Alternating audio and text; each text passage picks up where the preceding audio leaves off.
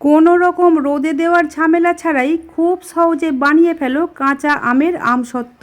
এইভাবে তৈরি করলে আমসত্ত্বটা বানানোও যেমন অনেক সহজ হবে আর খেতেও একদম দোকানের মতো হবে। একই সাথে তৈরি করেছিলাম কাঁচা আমের জেলি বা জ্যাম, কোনো রকম আগার আগার পাউডার বা জেলেটিন ছাড়াই। কাঁচা আমের এই আমসত্ত্ব আর জেলি একবার বানিয়ে কয়েক মাস ধরে সংরক্ষণ করে খেতেও পারবে। টক ঝাল মিষ্টি স্বাদের এই কাঁচা আমের আমসত্ত্ব দেখতে যেমন লোভনীয়, খেতে অনেক বেশি সুস্বাদু আর তৈরি করা তো তার থেকেও অনেক বেশি সহজ। নমস্কার বন্ধুরা, বেঙ্গলি ওভেনে তোমাদের সবাইকে স্বাগত জানাই। এখানে আমি কিছু কাঁচা আম নিয়েছি। এই আমগুলো কিন্তু এখনও অনেক কচি, এর মধ্যে কিন্তু আঁটি তৈরি হয়নি। এগুলো ঝড়ে পড়ে যাওয়া আম। এই আমগুলো 2-3 দিন বাড়িতে পড়েছিল, তাই কিছু কিছু আম এরকম নরম হয়ে গেছে। এই আমগুলোকে নষ্ট না করে খোসা ছাড়িয়ে এই রকম ছোট ছোট টুকরো করে কেটে ভালোভাবে ধুয়ে নিয়েছি। এখন এই কেটে নেওয়া আমগুলো একটা কড়াইয়ের মধ্যে নিয়ে নিচ্ছি। সমস্ত আমগুলো কড়াইয়ের মধ্যে নেওয়া হয়ে গেলে এর মধ্যে দিয়ে দিচ্ছি জল। জলটা আমি কিন্তু খুব বেশি পরিমাণে দিলাম না। জলটা কেন কম দিলাম একটু পরে বলছি। জলটা আমি এমনভাবে দিয়েছি ওপর থেকে হালকা হালকা জল দেখা যাচ্ছে, কিন্তু পুরো আমগুলো জলে ডুবে যায়নি। সাথে দিয়ে দিলাম স্বাদ মতো লবণ। লবণটা এই সময়তেই দিয়ে দিলে আমগুলো কিন্তু খুব তাড়াতাড়ি সফট হয়ে যাবে। আর আমের আমসত্ত্ব আর আমের জেলির মধ্যে যাতে একটা সুন্দর ফ্লেভার আসে তার জন্য দিয়ে দিলাম 1 টুকরো দারুচিনি। এখন জলের সাথে সব কিছু ভালোভাবে নাড়াচাড়া করে নিয়ে ঢাকা দিয়ে সিদ্ধ করে নিতে হবে। আম এমনিতেই খুব তাড়াতাড়ি সিদ্ধ হয়ে যায়, তার উপর লবণ দেওয়া থাকলে আরও তাড়াতাড়ি সিদ্ধ হয়। 3 থেকে 4 মিনিটের মধ্যেই আমগুলো কিন্তু খুব সুন্দরভাবে সিদ্ধ হয়ে যাবে। আমি 2 মিনিট পরে একটু উল্টে দিয়ে আরও 2 মিনিট চাপা দিয়ে সিদ্ধ করে নিয়েছিলাম। মোট 4 মিনিট সিদ্ধ করে নিয়েছি। দেখো আমগুলো কত সুন্দরভাবে সিদ্ধ হয়ে গেছে। গ্যাসের ফ্লেমটা এখন অফ করে দিয়েছি। এখন আমগুলোকে একটা ছাঁকনির সাহায্যে ছেঁকে নেব। তার জন্য একটা বাটির উপর একটা ছাঁকনি রেখে এই সিদ্ধ করা আমগুলোকে এইভাবে ঢেলে নিচ্ছি। এই যে আমগুলো ছাঁকনির মধ্যে আটকে গেছে আর নিচের বাটির মধ্যে জুসটা রয়ে গেছে। এই জুসটা দিয়ে কিন্তু আমরা জেলি তৈরি করব। আর তার জন্যই একটু কম করে জল দিয়েছিলাম আমগুলো সিদ্ধ করার সময়, যাতে আমের জুসটা বেশি পাতলা না হয়ে যায়। আমের জুসটা একটু পাতলা হলেও কোনো সমস্যা হবে না, শুধু তৈরি করতে একটু বেশি সময় লাগবে। এখন আমের শাঁসগুলোকে হাতার পিছন দিক দিয়ে এইভাবে একটু ম্যাশ করে নিচ্ছি। যেহেতু আমের শাঁসগুলো একদম মাখনের মতো নরম হয়ে গেছে, তাই হাতার পিছন দিক দিয়ে বা যে কোনো গ্লাস বা বাটির পিছন দিক দিয়ে খুব সহজে এইভাবে ছেঁকে নেওয়া যায়। মিক্সার গ্রাইন্ডারে পেস্ট করার কোনোই প্রয়োজন পড়ে না। বন্ধুরা দেখো, সমস্ত আমটা ছেঁকে নেওয়া হয়ে গেছে আর ছাঁকনির মধ্যে সামান্য কিছু বাদ গেছে, যেহেতু আমগুলো কচি ছিল। আমের পেস্টটাকে এইভাবে একটু ছেঁকে নিলে তাহলে একটা স্মুথ পেস্ট পাওয়া যাবে। আর আমসত্ত্বটা পারফেক্টভাবে তৈরি করার জন্য আমাদের স্মুথ পেস্টেরই প্রয়োজন। এখন এই আমের শাঁস বা পেস্টটাকে একটা কড়াইয়ের মধ্যে ঢেলে নিয়েছি আর সাথে দিয়ে দিচ্ছি চিনি। এখানে আমি একটা ছোট বাটির মাপ করে 1 বাটি প্লাস 3 টেবিল চামচ চিনি নিয়েছি। মিষ্টির পরিমাণটা নিজেদের খুশি মতো কমিয়ে বা বাড়িয়ে নেবে। এখন চিনিটাকে এই আমের পেস্টের সাথে ভালোভাবে মিশিয়ে নিতে হবে।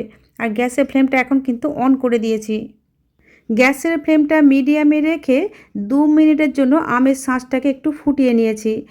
যেহেতু এর মধ্যে কোনো রকমের আমের রস নেই, তাই আমসত্ত্বটা তৈরি করতে কিন্তু একদমই সময় বেশি লাগবে না। 2 মিনিটের মতো নাড়াচাড়া করার ফলে চিনিটা প্রায় গলে এসেছে। এখন আমসত্ত্বের টেস্টটাকে বাড়ানোর জন্য এর মধ্যে দিয়ে দিলাম 1/2 চা চামচ নর্মাল লবণ, সাথে দিচ্ছি 1 চা চামচ বিট লবণ আর সাথে দিচ্ছি 1/2 চা চামচ গোলমরিচের গুঁড়ো। যেহেতু কাঁচা আমের আমসত্ত্ব তৈরি করছি, যাতে আমসত্ত্বগুলো দেখতে ভালো লাগে তার জন্য এখানে 3-4 ফোঁটা গ্রিন ফুড কালার দিয়ে দিলাম। এখন সমস্ত কিছুকে আমের পেস্টের সাথে খুব ভালোভাবে মিশিয়ে নিতে হবে। আর এখন গ্যাসের ফ্লেমটা কমিয়ে লো টু মিডিয়াম করে দিতে হবে। আর এইভাবে কিন্তু একটু নাড়াচাড়া করতে হবে। এইভাবে কিছুক্ষণ নাড়াচাড়া করলেই কিন্তু আমসত্ত্বটা রেডি হয়ে যাবে, যেহেতু এর মধ্যে কোনো রকমের রস ছিল না। সব শেষে ঝালের জন্য দিয়ে দিলাম অল্প একটু চিলি ফ্লেক্স। এই চিলি ফ্লেক্সটা দিলে আমসত্ত্বের মধ্যে যেমন একটা ঝাল ঝাল স্বাদ নিয়ে আসবে, আর তেমনি আমসত্ত্বটা দেখতে কিন্তু অনেক বেশি ভালো লাগবে। তবে হাতের কাছে চিলি ফ্লেক্স না থাকলে এটা বাদ দিয়ে দিও। যেহেতু আগে গোলমরিচের গুঁড়ো ব্যবহার করেছি, সেটাতেও কিন্তু আমসত্ত্বের মধ্যে হালকা ঝাল স্বাদ আসবে।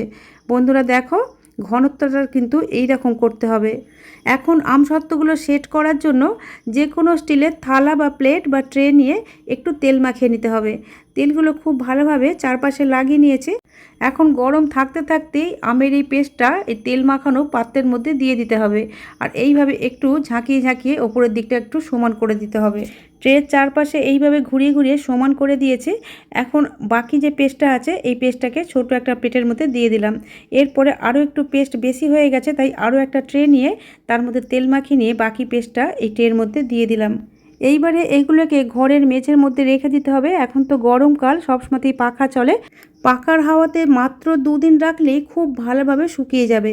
আমি যেহেতু এখানে একদম পাতলা করে তৈরি করেছি, তাই আমার 1.5 দিনের মধ্যে শুকিয়ে গেছে। তবে যাদের রোদে দেবার সুযোগ আছে তারা রোদে দেবে। এইরকম পাতলা করে তৈরি করলে সকাল থেকে বিকাল পর্যন্ত একদিনই ভালোভাবে শুকিয়ে যাবে, এখন যেভাবে চড়া রোদ উঠছে। এদিকে আমরা যে আমের জুসটা রেখে দিয়েছিলাম, এই জুসটা একটা বাটির মাপে মেপে নিলাম যাতে চিনিটা দিতে সুবিধা হয়। এখানে এই স্টিলের বাটিটার মাপ করে প্রায় 1.5 বাটি মতো আমের জুস হয়েছে। এই বাটিটার মাপ করে আমি 1.5 বাটি মতো চিনি দেব। প্রথমে 1 বাটি দিয়ে দিলাম, পরে আরও হাফ বাটি দিয়ে দিচ্ছি। এখানে কিন্তু চিনির মাপটা খুব ম্যাটার করে, যতটা জুস নিতে হবে ঠিক ততটাই চিনি দিতে হবে, না হলে কিন্তু জেলিটা ভালো জমবে না। 1.5 বাটি আমের জুসের জন্য এখানে আমি 1.5 বাটি চিনি ব্যবহার করেছি। এখন এই চিনিটা পুরোপুরি রসের সাথে মিশে যাওয়ার জন্য অপেক্ষা করতে হবে। তার জন্য ফ্লেমটাকে প্রথমে মিডিয়াম টু হাইতে রাখতে হবে। কিছুক্ষণের মধ্যে চিনিটা আমের রসের সাথে পুরোপুরি মিশে যাবে, আর এইভাবে উপরে যে ফেনার সৃষ্টি হবে এগুলোকে যতটা সম্ভব তুলে ফেলে দিতে হবে। আর এখানে আমের জুসটা আমি যেহেতু বেশি পাতলা করে তৈরি করিনি, ঘন করেই তৈরি করেছিলাম, তাই এই জেলিটা তৈরি করতেও 4 থেকে 5 মিনিটের সময় লাগবে, এর থেকে কিন্তু একদমই বেশি সময় লাগবে না। আর আমের জেলিটাও যাতে দেখতে একটু সুন্দর লাগে তার জন্য এখানে 2 ফোঁটা গ্রিন ফুড কালার দিয়ে দিয়েছি।